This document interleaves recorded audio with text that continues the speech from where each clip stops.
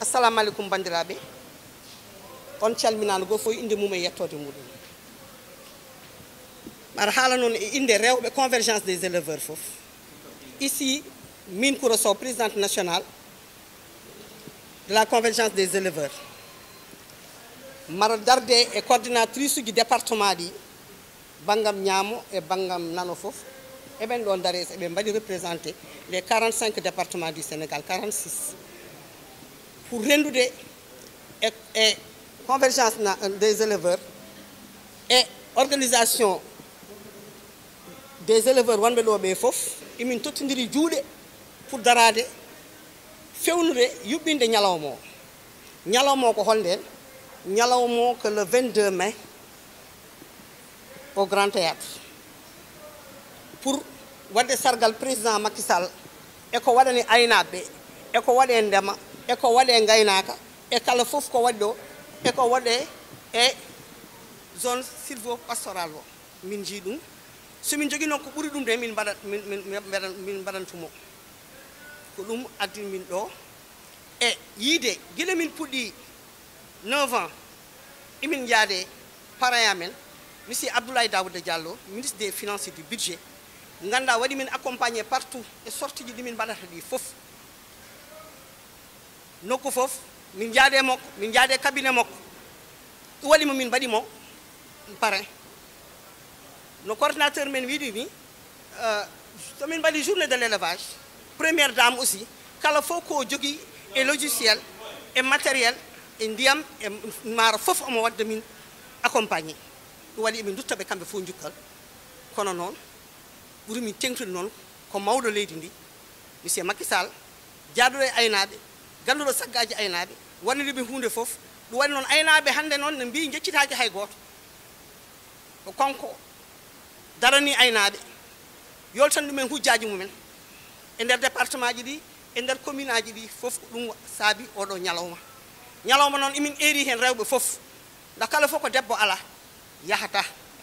waɗi emin dar mbi debbo fof to dari e nder département ji yo darano toon convergence e organisation éleveur en ɓe wonɓe ɗon ɓe fof wona convergence tan jeeyi ñalawma o konko yaltini initiative o kono omo yaadi hen e kamɓe fof rewɓe wonɓe organisation ji fof e yoɓe daro jolfo mum capato mum séréer mum joola mum manjang mum fof min noddi ɗumen emin eri ɗumen. Assalamu alaikum bandiraɓe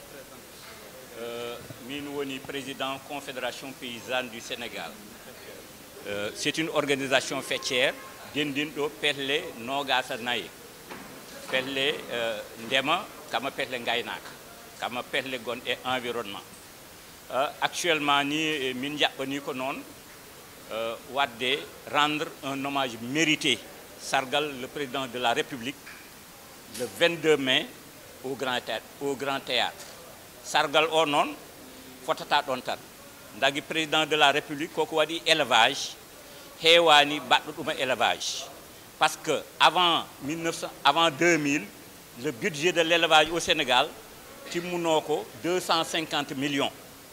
Avec l'avènement de la première alternance, le président Abdoulaye Wade avait fait un déclic. On déclic non, Macky Sall ari, on déclic pour Maunin, pour Yekit. Maintenant, notre budget tourne à des milliards. Et on gandine, what nyabu bondo dewdo do. Mbouye Covid, la pandémie Covid, on nyabu bondo. Nganda, nyabu okoko adimba, ko nyamde ko nganda ko aynetaki. Des bêtes sauvages ko ngada aynetaki addu on nyabu. Joni imité den y a le problème des changements climatiques. Woni ko tobata maintenant do fotno tobde. Waxtu ombo fotno tobde ndiyam ustoto, fo ustoto, jawdi ndi nattat dañ ko ñaami dum fo président de la République walli yimbe ko nayi wawi wurdu ripas kama goddum politique eji di ganda di kuccinat élevage yeso koko nahni élevage ko dum jawdi ndi gasata ndi feera wade élevage. Donc le 22 mai au Grand Théâtre kala gondo éleveur au Sénégal pelle de fo hede ngarata be mbada dum jukkal be mbadan dum jaarama mais non en potata don on va aussi l'accompagner pour les élections législatives parce que neɗɗo wawama wonana a nangue gonana ɗum o ɗofdi ɗum aussi min jiiɗi ko wandiraɓe éleveur fof ɓe ganda ɗum ñalama national o rek andi ñalama national o sika raari wot cerɗi gonɗi a développement lesdi ndema ina ɗo gaynaka ina ɗo environnement ina ɗo goɗɗum ina ɗo mais ƴetti ko rek gaynaka waɗi koko tubakoɓe mbiyata ɗin discrimination positive waɗani aynaɓe ñalande te waɗanaɓe ɗum remo waɗanaɓe ɗum pelle cerɗi goɗɗi ɗum donc ko ganduɗa ko ɗum acte de reconnaissance mo ganduɗa aynaɓe heɓe poti ƴeftu rendre l'ascenseur au président Macky Sall ɓe duttit ɗum bagal ngal en quelque sorte anani ɓe jagguirano ɗum fa ganduɗa ma waw continue politique omo waɗata en matière de développement de l'élevage au Sénégal. Et que yettude président Macky Sall parce que jila are hoore laamu ha jooɗi meɗen jii aussi ene totti aynaɓe ɓe considération ko waɗi ɗum inaɓe nawi au niveau de l'Assemblée nationale inaɓe totti gueɗal mumen kadi au niveau du conseil économique social et environnemental mais aussi inaɓe totti gueɗal mumen au niveau du haut conseil de collectivité territoriale ɗum noon si min amen Aliou Dembourou membre fondateur auprès de Macky Sall feeji pour woto rencontre minen min mbawa waɗko wona waɗde déplace min gara min daro hedde ɗum noon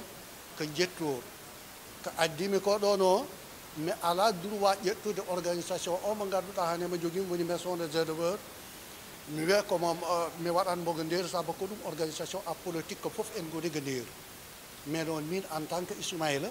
kala ko Aliou Dembourou yekkiti mami armi jagga hen mi dararano ɗum saabu meɗande ko waɗata ko ɗum farata ko nafoore gaynaka de kadi ko président Macky Sall yaltini ko totti ɗum aynaɓe koko mawni pour min gala jogdi heɗum eyyi wolof c'est pas la peine. Convergence des éleveurs pour l'émergence du Sénégal. Inde honorable député Aliou Dembourou Lella Sow o noddi organisation ngaji aynaɓe wonɓe ɗo fof e nder Sénégal miɗon wawi capanɗe jeetata organisation ɓe noddama ɓe gari kala mo ganduɗon ko joguiɗo organisation e nder élevage Sénégal te homo noto e ministère de l'élevage homo noto e noddugal président hande keyniɗomo o a ari ɗo notode oɗo